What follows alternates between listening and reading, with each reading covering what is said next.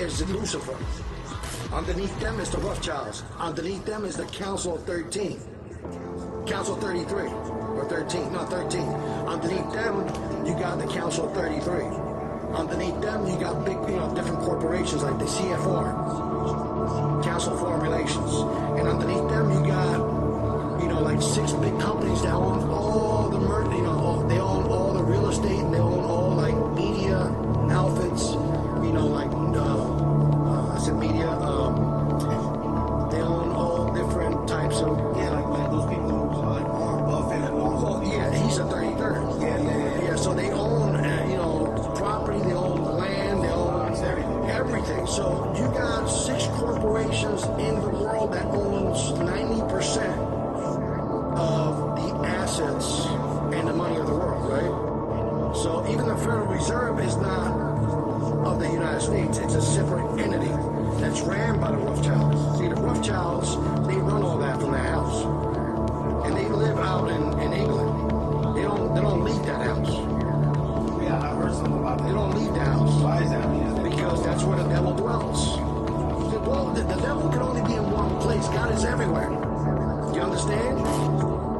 And they don't want you to know what those symbols are. They're not going to make it public because it's a conspiracy. The goal of the Masons is to lead the world into the New World Order. The American people, in fact, the people of the world will never be given a chance to vote on this or to decide. We are going to get the New World Order without vote, without decision by us. And so they've got to keep it secret.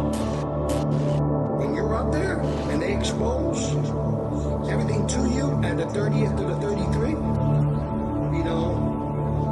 you're done. You sell yourself to the devil at that point. And then not only that, you're sworn to secrecy. Yeah, you swore never to divulge any information, but to always protect and help your fellow brother. That's it. You sell yourself to the devil. Today, however, is the occasion when the global Masonic family comes together to celebrate our past and renew our own pride and confidence in and enthusiasm for Freemasonry, such that we may inspire future generations.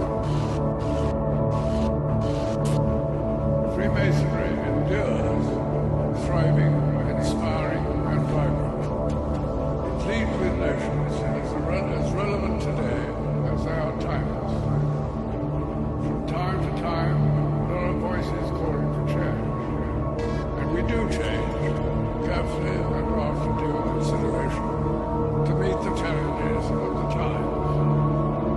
But we adhere to our basic principles, tenets, and essential nature, which the brethren from the Goose and Gridiron would still recognize as their own. Showing how organized Masonry travels in these islands, bringing light to millions, leading men and women, making the world. Not every Masonic lodge, they all talk about the same, but everybody's different. Because in order for you to be a Shriner, you got to be a Mason. For you to be a Knights Templar, you got to be a Mason. And the more you go up in that pyramid, and the highest you could go is a Rothschild. They're the highest of the highest. Yeah, they're the satanic children of Satan. They actually sit on the table. They have a special chair for Satan right there. And he comes and talks to these family members. The Rothschilds bought Reuters in the 1800s. Reuters then bought the Associated Press, which selects and delivers the same news stories to the entire world, day after day. They have controlling interest in 3 major television networks and easily avoid media attention since they own it. Until recently, they owned and operated England's Royal Mint and continue to be the gold agent for the Bank of England, which they also direct. They also fix the world price of gold on a daily basis and profit from its ups and downs. Over the centuries, the Rothschilds have amassed trillions of dollars worth of gold bullion in their subterranean vaults and have cornered the world's gold supply. They own controlling interest in the world's largest oil company, Royal Dutch Shell. They operate phony charities and offshore banking services where the wealth of the black nobility in the Vatican is hidden in secret accounts at Rothschild Swiss banks,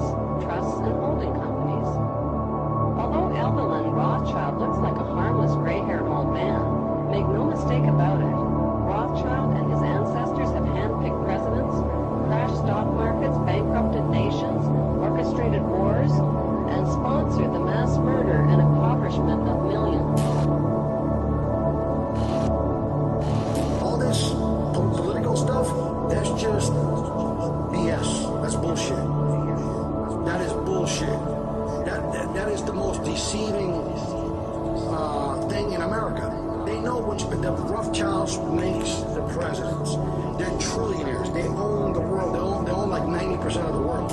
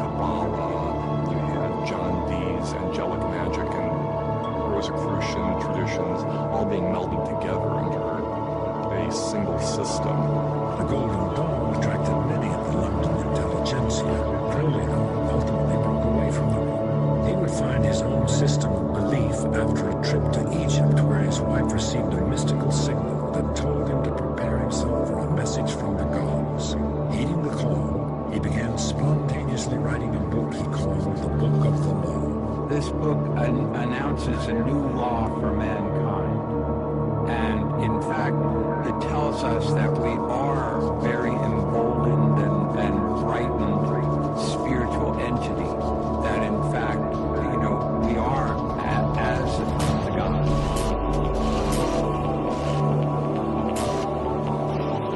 Most merciful Grand Master, on behalf of the brethren of Royal Somerset House and Inverness Lodge number 4, I present to you the volume of the Sacred Law, that great light in Freemasonry without which no ceremony can start or be complete.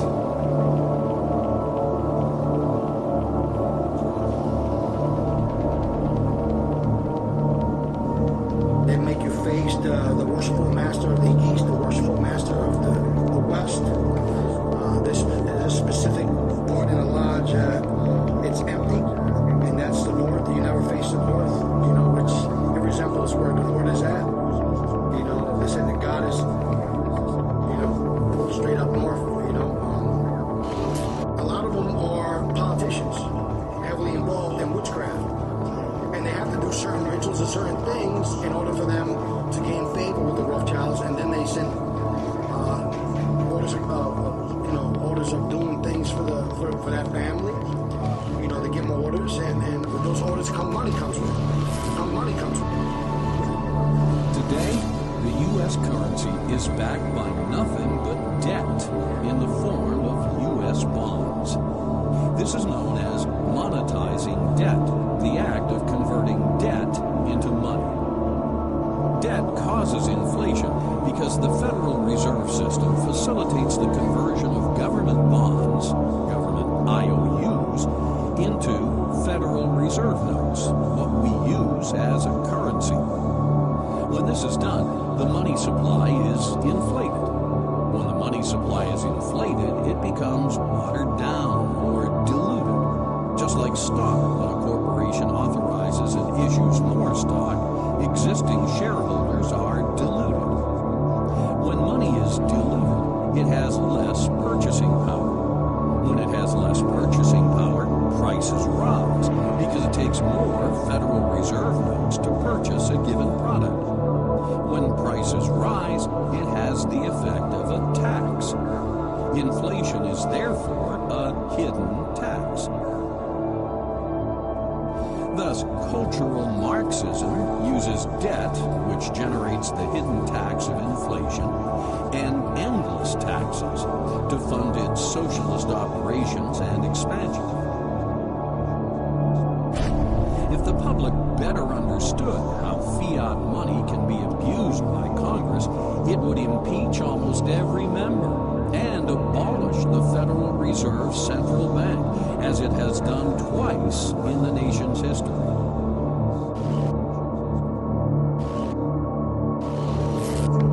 You have to be a Freemason to be there. All the presidents were Freemasons. A small portion weren't, but they were Jesuits. This is the same thing. The secret architecture of DC. It's plain to see once you have the knowledge, but remains hidden to the general public.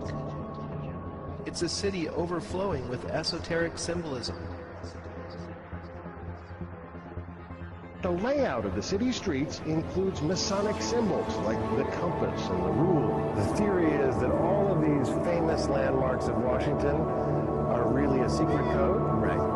The theory that Dan Brown is going to put forward is that there is a geometric code, a Masonic code, in the layout of Washington, D.C.